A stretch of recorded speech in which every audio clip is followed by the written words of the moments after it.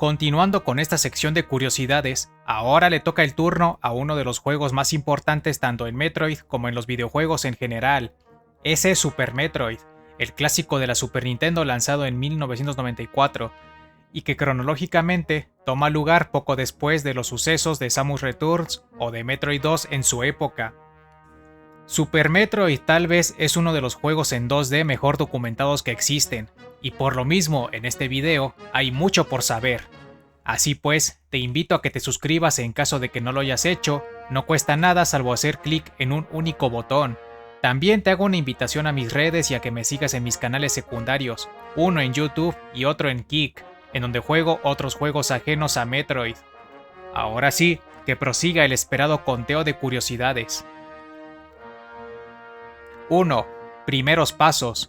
El desarrollo del juego comenzó en otoño del 1991, cuando Makoto Kano le pidió a Yoshio Sakamoto hacer un juego de Metroid para la Super Famicom, como se le conocía a la Super Nintendo en Japón.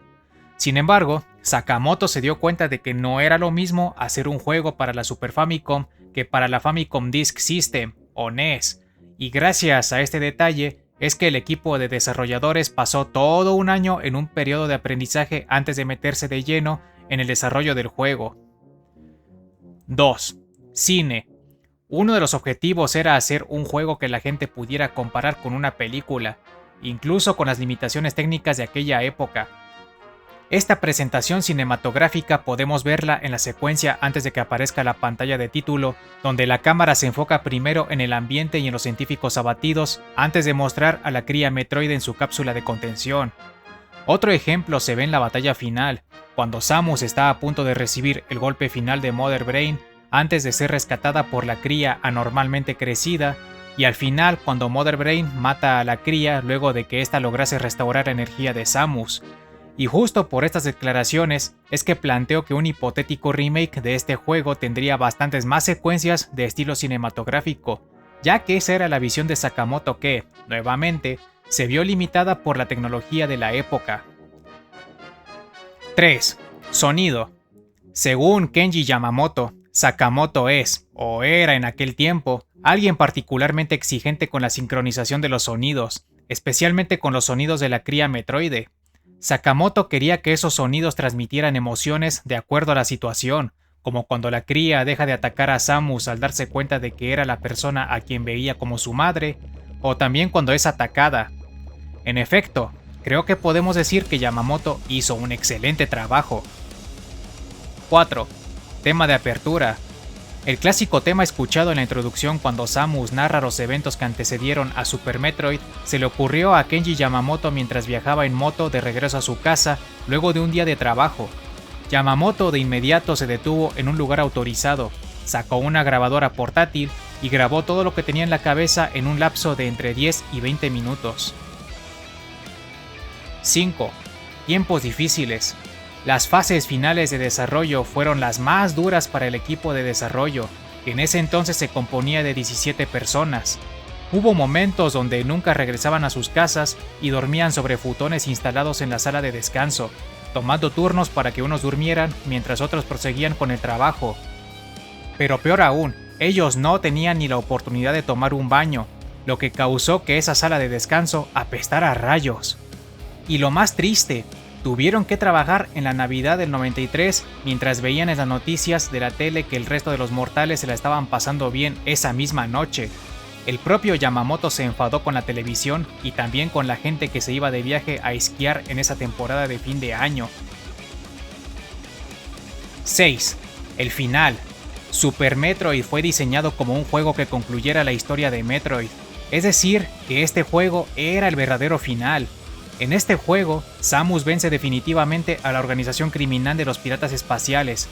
Ridley y Mother Brain son completamente eliminados, y los Metroides quedan extintos con la muerte de la cría rescatada de SR-388. Por lo mismo, Sakamoto decidió que era apropiado ambientar a Super Metroid de vuelta en el planeta Zebes, el mismo lugar donde transcurrieron los sucesos del primer juego, y también, por lo mismo, decidió traer de regreso a Mother Brain, quien es el jefe final en ambos juegos. Claro, con el pasar de los años fueron apareciendo nuevas ideas y la continuidad de la franquicia quedó asegurada con el lanzamiento de secuelas de Super Metroid, al igual que con el lanzamiento de intercuelas entre el primer y segundo juego, y también entre el tercer y el cuarto juego. 7. Directora fantasma. La esposa de Sakamoto fue afortunada al poder jugar Super Metroid antes de su lanzamiento. Sakamoto había llevado el cartucho a su hogar para que la señora Sakamoto lo jugara y, así, pudiera informar sobre algún problema que el equipo de desarrollo no era capaz de ver. Basándose en estas opiniones, Sakamoto veía la dirección a tomar y procedía a darle instrucciones a su equipo para implementar cambios. Sin duda, tenemos una heroína entre las sombras a quien debemos estarle muy agradecidos. ¡Viva las heroínas y héroes anónimos! 8. Mapa. El mapa del juego, desde Crateria hasta Tourian, quedó definido en una fecha tan crítica como en enero del 94, momento en el que aún estaban eliminando partes que no funcionaban del todo bien. Tomemos en cuenta que el juego se lanzó en febrero de este mismo año en Japón, así que estamos hablando de que el mapa quedó listo apenas un mes antes del lanzamiento. ¿A eso se deberán algunos de los cambios muy repentinos en el ambiente al cruzar puertas? Un ejemplo de lo que me refiero es Brinstar. Estás en una selva verde con vegetación, pero al atravesar una simple puerta apareces inesperadamente en un entorno de piedra roja y más árido. Como bien lo dijo mi amiga Rebeca en el Discord, pareciera que aplicaron la de cada quien hace lo suyo y luego lo juntamos. 9. Inspiración. Ya es conocido que Samus está inspirada parcialmente en el personaje de Ellen Ripley de las películas Alien. No obstante, la apariencia física de Samus en Super Metroid se asemeja más a la de la actriz Kim Basinger, quien estuvo bastante activa en esa época. Puede que la gente más joven no la ubique, pero si tienes mi edad o eres mayor incluso, entonces puede que sí la reconozcas. 10. Desnudez. La intención original era que Samus se viera completamente desnuda al momento de morir, pero esto hubiera sido objeto de polémica, sobre todo en Estados Unidos, y todos sabemos cómo era el puritanismo gringo en esa época.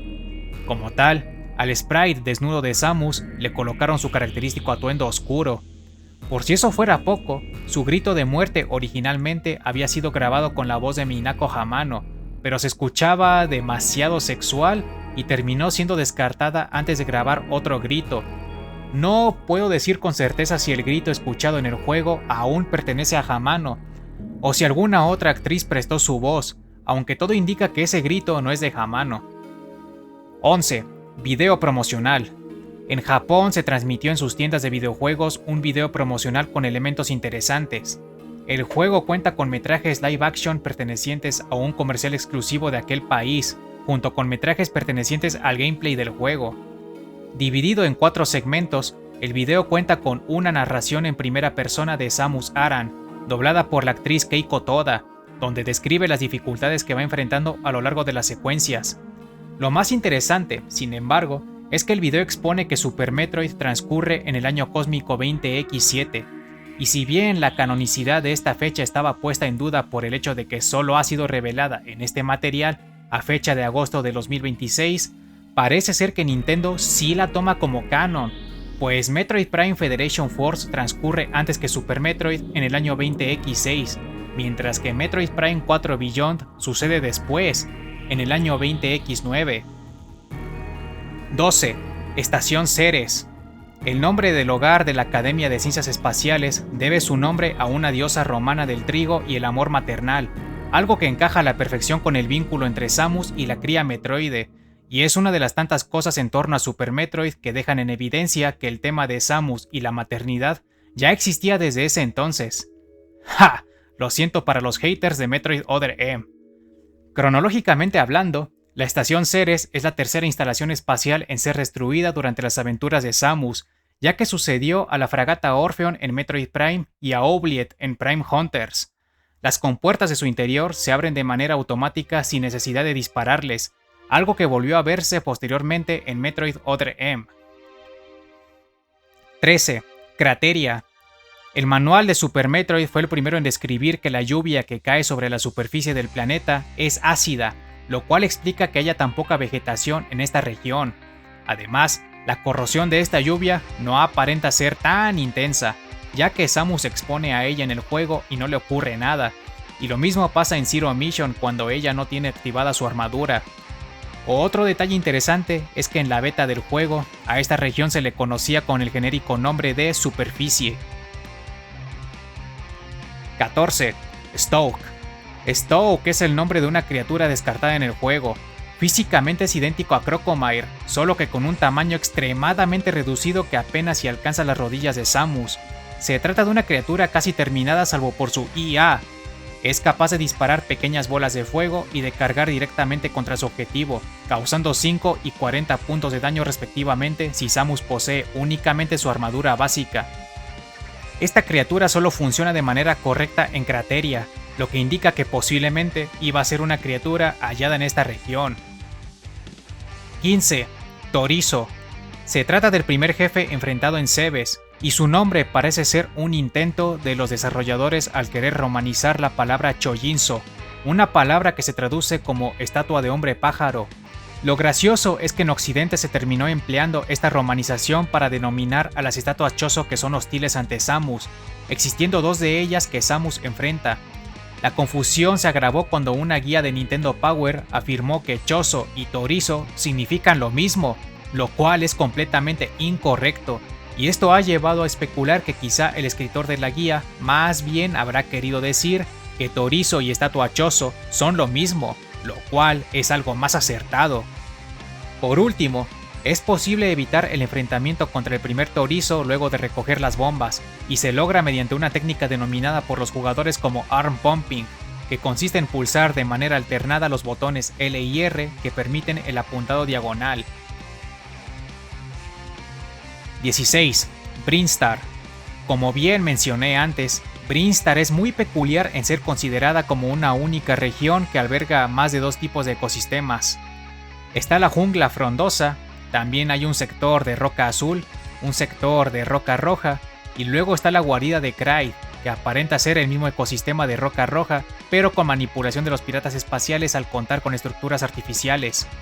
De hecho, el área de roca azul es exactamente la misma que se visita en Nestroid y Zero Mission al comienzo de ambas aventuras, tanto así que la morfosfera se recolecta justo en el mismo pedestal en los tres juegos. 17. Bang. Otra criatura que terminó descartada del juego, pero de todas ellas, esta es la más mortífera y, por ende, peligrosa. Se trata de una diminuta esfera azul que en su interior alberga lo que parece ser un objeto rojo y carnoso, parecido a un cerebro, y persigue a Samus haciendo daño por contacto directo que normalmente no es de preocupación. El asunto es que esta criatura puede crecer en dimensiones y acumular en su interior toda la cantidad que le has hecho de daño con tus rayos o misiles, y luego de ser golpeada 5 veces explotará, liberando un disparo de energía que, si llegase a tocar a Samus, le quitará de vida la misma cantidad de daño que el Bang había acumulado antes de reventar. Para que entiendas mejor, si matas al Bang con disparos normales del rayo básico, el daño que te regresará será mínimo. Por otro lado, si matas al Bang tras dispararle 5 veces con el rayo cargado combinado con los rayos de hielo, ondas y plasma, bueno, el disparo puede resultar fatal si no cuentas con los suficientes tanques de energía. De hecho, disparándole 5 veces con esta mezcla de rayos puede quitarte hasta 11 tanques de energía con un único contraataque. Menos mal que estos pequeños demonios no aparecieron. 18. Engendro de esporas. Esta criatura no existe en la naturaleza, sino que es una forma de vida vegetal creada por los piratas espaciales. Se considera que tiene un nexo con los Flogus oscuros vistos en Metroid Prime 2, pues ambos seres poseen una estructura similar y pertenecen al reino vegetal, solo que los Flogus oscuros se llaman así gracias a que están poseídos por los ING. Los sonidos del engendro de esporas pertenecen a la voz del mismo Kenji Yamamoto. El engendro de esporas tenía un nombre en código durante el desarrollo, siendo Flor Eriko, pues los desarrolladores veían que el jefe se parecía a un Kusudama, una técnica de doblado de papel con formas complejas que parecen flores, mientras que Eriko fue el nombre de una personalidad de la televisión japonesa llamada Eriko Kusuta. En metrajes de versiones tempranas, se deja en evidencia que existía la intención de colocar a un Reaper en la cámara del engendro de esporas, lo que hubiese sido un obstáculo adicional por evitar al momento de enfrentar a este jefe. Si bien la idea quedó eliminada, terminó siendo reutilizada en Zero Mission al combatir a la larva gigante atrapada por raíces. 19. Piratas espaciales. Super Metroid fue el primer juego en mostrar enemigos comunes que pertenecen a los piratas espaciales, a pesar de ser una organización mencionada en el primer juego. Están los Cebesianos, de los cuales existen variantes de diferentes colores, y los Cebesianos de un color pueden ser más fuertes o débiles que los de otro color. También están los Key Hunters, unos avispones gigantes que también se dividen en colores que indican su nivel de poder. Y se cree que unos seres de lava llamados Magdoliths también son piratas, aunque de esto ya he hablado en un short y en un video. 20. Kraid. Curiosamente, la cola del sprite de Kraid no está terminada, ya que carece de la punta que se muestra en su arte oficial. Es posible que los desarrolladores no la hayan incluido a propósito, ya que es un segmento que no puede verse desde la perspectiva de la cámara, por lo que no hubiese tenido sentido terminar una extremidad normalmente invisible. 21. Norfair. En esta región volcánica debutó como Hazard el calor extremo que dañará a Samus de manera continuada a menos que ella consiga el traje climático. Recordemos que esta Hazard estaba ausente en el primer juego, muy a pesar de que Norfair ya existía. Otra Hazard que hizo su debut en el juego y en Norfair es el ácido clorhídrico, una sustancia extremadamente peligrosa que es la responsable de disolver a Crocomire y que es capaz de lastimar a Samus, sin importar el traje que ella posea. El nombre ácido clorhídrico proviene de una guía exclusiva de Japón y hecha por el personal de Nintendo llamada 259, y de ella hablaremos un poco más en este video. 22. Crocomire. A pesar de ser considerado como un jefe, Crocomire realmente es inofensivo, pues no va a atacarte a menos que tú lo hagas primero. De hecho, puedes encontrarte con él y esperar varios minutos, y aún así no te hará nada. Asimismo, es un jefe completamente opcional al igual que el engendro de esporas, ya que sus muertes no son requeridas para poder avanzar o terminar el juego. Curiosamente, ambos jefes son los únicos en el juego que dejan sus restos tras morir, en el caso de Crocomire siendo sus huesos tras perder todo rastro de sus tejidos en el ácido. 23. Reflect. La última de las criaturas descartadas en el juego. Es un robot estacionario, es decir que no se mueve. Es capaz de reflejar los disparos que le propines con una barrera frontal. Si tratas de atacar su cuerpo y no su barrera, demostrará ser completamente indestructible. El daño que causa depende de él o de los rayos que tengas equipados, siendo extremadamente dañino la mezcla del rayo cargado con hielo, plasma y ondas. Igualmente, los misiles y supermisiles también se ven reflejados. 24. Nave hundida. A estas alturas ya es bien conocido que es una nave de origen chozo y que no tiene relación con la nave nodriza de los piratas vista en Zero Mission. Sin embargo, pocos saben que ya desde el 94 se decía que esta nave perteneció a los chozo, pero es algo que solamente conocían los japoneses. Aparte de los elementos visuales como las estatuas chozo o ciertas pantallas en el fondo que parecen mostrar metroides, en la guía 259 se dejaba en claro que la nave era de origen chozo, e incluso se afirma que el naufragio o accidente había ocurrido siglos antes de los sucesos de Super Metroid. Además, es la única región de Cebes en donde no hay presencia de piratas del tipo cebesiano, aunque sí hay piratas en la forma de Key Hunters blancos que pululan en el sector más alto. 25. Phantoon. Mucho de lo que hay que decir de este jefe ya lo he explicado en un video dedicado a él. Te lo dejo aquí arriba en la esquina derecha por si gustas verlo en algún momento. Ahora bien, también hay cosas que en ese video no mencioné. El nombre en código de Phantoon durante el desarrollo era Obakin, una derivación de la palabra japonesa Obake, que significa fantasma o espectro.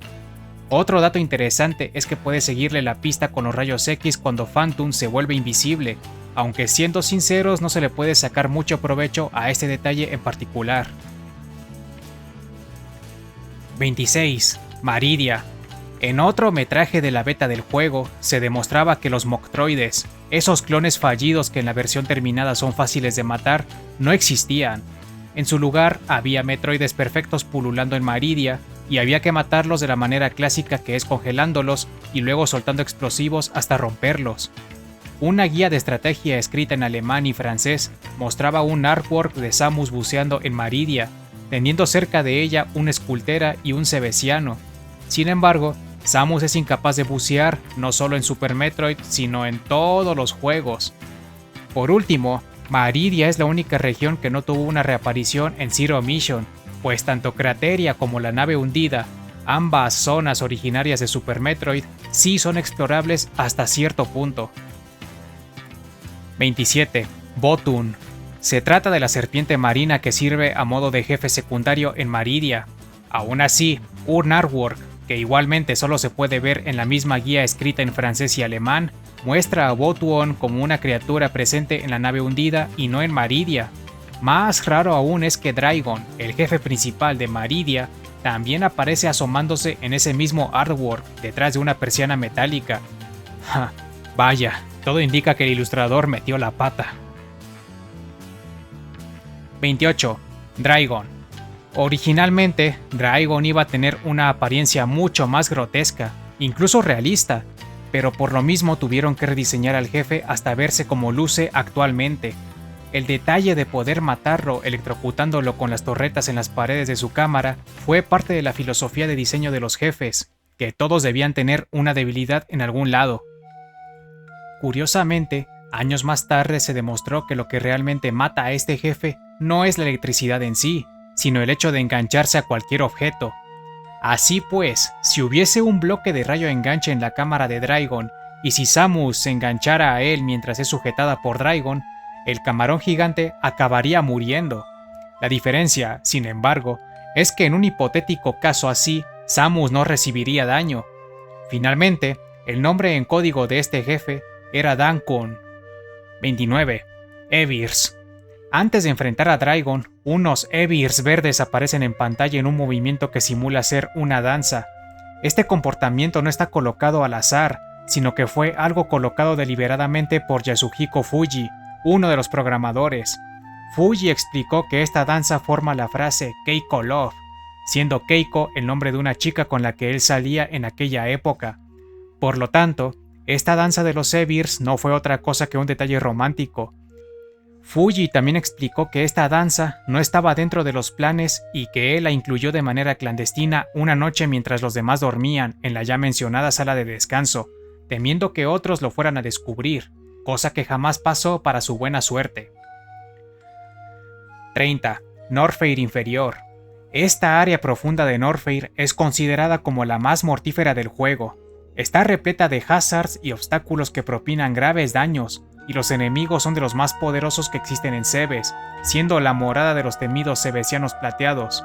Además, es la morada del penúltimo jefe, Ridley, siendo el jefe más difícil en todo el juego, incluso cuando Samus está a su máxima capacidad.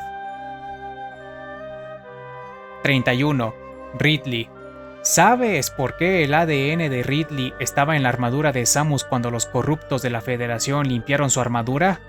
Hablo por supuesto de los sucesos ocurridos en Other M, donde Ridley reaparece tras ser clonado por accidente. Pasa que esto ya se explicaba en Super Metroid.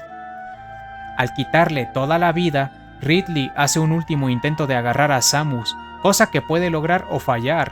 Sin embargo, ahora sabemos que lo canónico es que él la agarre a ella, ya que de esta manera Ridley se despedazará encima de la cazarrecompensas. Y esto perfectamente explica por qué el ADN del líder pirata fue encontrado en la armadura de Samus.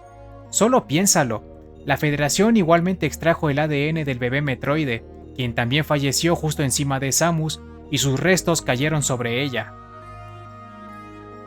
32. Tourian. La región final del juego. Se sabe que es un lugar que aún no está terminado de ser construido para cuando Samus visita la zona, y es algo que puede notarse al observar que hay un sector con elementos orgánicos. Pero eso no es todo, pues si prestas atención, notarás que hay tuberías en malas condiciones detrás de las superficies. Este nuevo Tourian también es infame por contener un punto de no retorno en el lugar donde se encuentran los restos secos de un Torizo, es decir, que si llegas a este lugar no podrás dar marcha atrás, ya que la puerta detrás se bloqueará permanentemente. 33. Metroides. Las larvas Metroide de este juego son recordadas por el hecho de que pueden ser eliminadas empleando las bombas de energía, y no necesariamente el rayo de hielo y los misiles. El problema es que se necesitan 3 bombas de energía para destruir a cada uno de ellos, por lo que resulta más práctico reunir a múltiples larvas y luego tratar de matarlas al mismo tiempo con las bombas. 34. Lengua de Crocomire.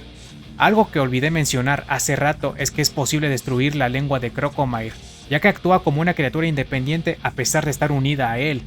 Claro, he de advertirte que esta lengua parece estar hecha de adamantio, ya que necesitas 82 bombas de energía para poder destruirla, y no hay otra manera de hacerlo más que con dichas bombas.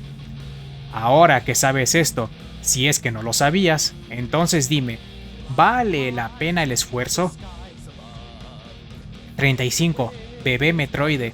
El bebé es recordado por su colosal tamaño. Por mucho tiempo se hicieron especulaciones al respecto, e incluso el cómic de Super Metroid, del que hablaremos después, trató de explicar este anormal crecimiento adjudicándolo al excesivo uso de rayos beta sobre la cría. Y esta explicación prácticamente era la única que existía en el pasado, así que hubo que esperar hasta la salida de Other M para tener la explicación verdadera de que el bebé Metroide estaba destinado a convertirse en una reina, y es aquí donde el misterio se resuelve. La cría creció porque estaba evolucionando a la forma de reina, y lo hacía en un único salto, sin la necesidad de avanzar por el ciclo evolutivo natural, pues esto no es necesario para alcanzar la etapa de reina. Y pues nada, caso cerrado. 36. Mother Brain. Quien diseñó a este jefe final fue Toru Osawa, y lo hizo con la intención de que se pareciera a una anciana que vivía en el mismo complejo de departamentos que Osawa. Mother Brain no solo es una de las pocas criaturas en haber sobrevivido a un ataque Metroide, sino que es la única criatura en haber sobrevivido a un drenado completo de energía, ya que la vemos convertirse en momia y aún así resucita con bastante poder. Por último, el diseño de Mother Brain, consistiendo en un cerebro con picos y un único ojo, se convirtió en su diseño canónico que terminó repitiéndose en Zero Mission. Recordemos que en Nestroid este jefe tenía un rostro compuesto de dos ojos completamente negros y una par de colmillos parecido al de los elefantes, tratándose de un diseño que nunca más volvió a verse. 37. Los animales. Para todos los conocedores es sabido que es posible rescatar a los animales que le enseñan a Samus ciertas técnicas. Solamente hay que ir al cuarto donde se encuentran mientras el planeta entero se está yendo al demonio, luego hay que abrirles un hueco en la pared de la derecha, y eso es todo. Sin embargo, lo que sigue siendo un misterio es el cómo escaparon. Presumiblemente usaron una nave, ya que al final se puede vislumbrar en el fondo un pequeño punto blanco que se mueve hacia la derecha hasta perderse, pero nunca se ha aclarado de dónde sacaron semejante nave, o tan siquiera cómo lograron pilotearla.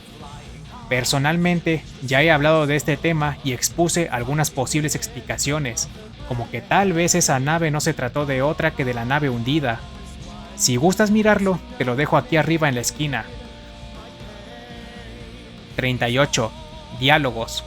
Super Metroid fue el primer juego en mostrar un diálogo hablado por parte de Samus, aunque sin voces. Esto ocurre en el prólogo donde ella narra los sucesos pasados en Cebes y SR-388, al igual que los descubrimientos de los científicos de la Academia tras estudiar al bebé Metroide. Así que recuerda, cuando veas a alguien decir la pendejada de que Samus no habla y nunca debería hablar, dile que ella ya hablaba desde el maldito 1994. 39. Gestión de habilidades. Super Metroid fue el primer juego en darle al jugador un completo control sobre las habilidades de Samus, dándole la posibilidad de activarlas o desactivarlas a su antojo. Y prácticamente es el único juego donde esto es posible, ya que en todos los juegos subsecuentes, en absolutamente todos, no existe esta misma gestión, lo que deja a las habilidades de Samus permanentemente activadas. 40. Gojira. Algunos de los gritos de varios kaijus de las clásicas películas de Gojira se usan en el juego. Crocomire, por ejemplo, grita como Titanosaurus cuando está siendo derretido por el ácido, y el grito es el mismo para Kraid y Phantom cuando son alcanzados por un ataque de Samus. Dragon y Ridley emplean los gritos de Angurius, mientras que Mother Brain emite los rugidos de Mothra. 41. Manga. Super Metroid tiene un manga en estilo Yonkoma, es decir, con páginas de 2 columnas con 4 viñetas cada una acomodadas verticalmente, y es una parodia humorística del juego, de una manera similar al manga que tuvo el primer juego. De hecho, más que un manga como solemos conocerlos, es más parecido a una tira cómica como Mafalda, Marmaduke u obras similares. Cada columna suele contar con chistes fugaces y muchas veces ni siquiera tienen continuidad, aunque todas estas situaciones están basadas de alguna manera en la historia del juego. Si quieres leerlo, lo puedes encontrar traducido al inglés en Metroid Database, aunque no lo he visto en su sitio actual sino en el antiguo, así que te costará un poco más encontrarlo. 42. Cómic. Super Metroid también tuvo un cómic en Estados Unidos que se emitió por capítulos en las revistas mensuales de Nintendo Power, ilustrado por Benimaru Ito, quien también ilustró la guía 259 que veremos después, y escrito por alguien cuyo nombre no pude encontrar, así que digamos que por alguien anónimo. El cómic adapta la historia de Super Metroid y se toma varias libertades. Entre estas libertades tenemos, como ejemplo, la inclusión de varios personajes que no salen en el juego, pero que sí terminaron reapareciendo en un manga posterior serializado entre 2003 y 2004. También vemos ciertos sucesos que no ocurren en el juego, como la visita de Samus a otro planeta para recibir tratamiento médico, una huida táctica de Ridley cuando en el juego lo vemos morir en pedazos, y muchas otras situaciones que quisiera que vieras por tu cuenta. No obstante, el cómic contiene personajes, datos e historias que comparte también con la guía japonesa 259 y que eventualmente se volvieron canon en los juegos. El chozo llamado Anciano Abe, al igual que su acompañante que se le conoce mejor por el nombre Boss Gris, tienen su origen en ambos materiales. Lo mismo pasa con la historia de la colonia humana K2L, su destrucción a manos de los piratas, y Samus como la única superviviente del ataque y su posterior adopción y entrenamiento por parte de los Chozo en el planeta Cebes. Todos estos elementos que, repito, son canon hoy en día, provienen del cómic y de la guía japonesa. No obstante, nada de esto implica que el cómic sea canon, porque no lo es. Solamente quiere decir que unos pocos elementos de él terminaron siéndolo. Es un caso similar al manga de Kodansha que acabo de mencionar. No es canon para los juegos, pero eso no evitó que algunos de sus elementos fueran rescatados para emplearse en ellos. De esto ya he hablado en un video, aquí en la misma esquina lo encontrarás, así que no me explayaré tanto al respecto. 43. Guía 259. La guía que tantas veces he mencionado a lo largo del video tiene datos muy interesantes, y de hecho, este tema hasta merece su propio video. La guía ofrece un perfil completo del planeta Cebes, describiéndolo como un planeta relativamente joven e incluso le dan un nombre científico o formal, IR-1762. Esta guía también fue la primera en darle el nombre FS-176 a la estrella del sistema donde tanto Cebes como Talon 4 se ubican.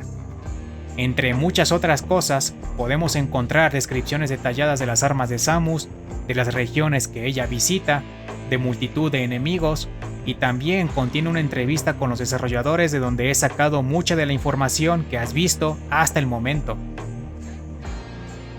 44. La adivina. La misma guía contiene una sección dedicada a una famosa adivina y astróloga llamada Ariadne Yuko. En esta sección, y a modo de rol, ella lee los sueños que Samus le cuenta, y estos sueños se basan en algunos momentos del juego. Por ejemplo, ¿recuerdas ese puente quebradizo de Brinstar que se rompe al pisarlo y que debes atravesar corriendo para no caer? Bueno, esta situación es uno de los sueños de Samus, y Yuko, la adivina, interpreta el puente como un obstáculo que le impide a Samus llegar a la madurez. Y la recomendación para la cazarrecompensas es que entrene para verse más femenina.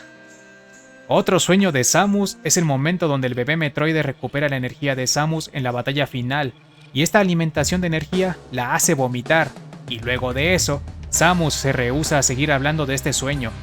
Pues bien, la señora Yuko afirma que este sueño tiene como causa que Samus comió comida en malas condiciones una noche anterior y por ende le recomienda tomar Alka-Seltzer. Hay otros sueños más, pero mejor dejaré que los leas tú. Puedes encontrarlos en Metroidover si pones Ariadne Yuko en el buscador. 45. Secretos y una controversia. En la sección de entrevistas de la guía 259 se ofrecen breves perfiles para cada desarrollador del juego. Podemos encontrar datos como el año y lugar de nacimiento de cada uno, el mejor juego en el que trabajaron, las más importantes hazañas que lograron en el desarrollo de Super Metroid, sus películas y música favoritas, el tiempo que tardaron en terminar de jugar Super Metroid y, lo más importante, algunos datos ocultos de Samus que ellos conocían. Hubo varios que no tenían nada que decir porque no sabía nada, pero otros sí revelaron cosas interesantes. Yoshio Sakamoto, por ejemplo, reveló aquí por primera vez que Samus tenía un lugar en alguna parte del cuerpo, apareciendo eventualmente en Other M en su barbilla del lado izquierdo. Kimura Hiroyuki afirmó que las medidas de busto, cintura y cadera son 110, 60, 90 respectivamente. Kubota Isamu, por su parte, diseñó a Samus y afirmó que en Super Metroid ella está a punto de cumplir los 30 años de vida, lo que indicaría que en esta aventura Samus debería tener tal vez entre 27 y 29 años.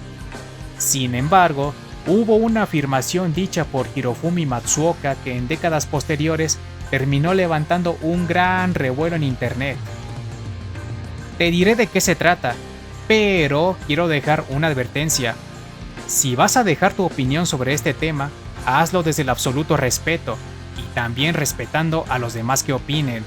No se va a tolerar ninguna batalla campal ni discusiones acaloradas en los comentarios. ¿De acuerdo? Bien, lo que dijo el señor Matsuoka de Samus a modo de secreto, citándolo tal como lo dijo es: Samus no es una mujer, de hecho es una New Half. New Half es un término japonés considerado como peyorativo y el equivalente a la palabra inglesa she-male, que también es peyorativa, para referirse a personas asignadas como hombres al nacer, pero que adoptan una presentación de género tradicionalmente femenina. Puede referirse a contextos como el drag, a artistas de clubes nocturnos o incluso a trabajadoras sexuales. También es un término que suele usarse para referirse a mujeres transgénero. Miren, yo personalmente no entraré en ninguna discusión. Ya tuve suficiente con lo que pasó por internet allá en el 2015, cuando unos trataron de hacer creer que Samus oficialmente era transgénero, mientras que los contrarios buscaban hacer entender que los dichos del señor Matsuoka eran errados. No hay nada de malo con el debate ni el llegar a un entendimiento, pero internet es internet y difícilmente se respeta el punto de vista de los demás. Ambos bandos insultaban, amenazaban, esparcían odio, en fin, una porquería total. La verdad no sé qué le pasaba por la mente al señor Matsuoka en ese entonces para declarar lo que dijo y usar las palabras que usó, pero ya desde esa época se sabía que Samus nació siendo biológicamente mujer y eventualmente Yoshio Sakamoto se mofó del dicho de Matsuoka en una respuesta que dio a una pregunta en el FAQ de Zero Mission. Creer que Samus es transgénero a modo de headcanon, es decir, algo que tú personalmente crees estando consciente de que la realidad es o puede ser otra, es algo que está bien y que es válido, y nadie debe juzgarte por ello. Lo que no está bien es generar desinformación y hacer creer que tu headcanon corresponde con la realidad. También es válido señalar y defender que Samus no es mujer transgénero, pero eso no justifica para nada los discursos de odio ni la discriminación a toda una comunidad diversa, porque eso no es debatir ni mucho menos refutar. Por supuesto, esto va para ambas partes. Los insultos y las amenazas no conducen a ningún lado. Aprendan a respetarse mutuamente, y es el respeto lo que espero ver en mi caja de comentarios. Si no, pues ya saben lo que pasará. Con esto me despido por hoy. No olvides suscribirte a mi canal ni darle pulgar arriba a este video.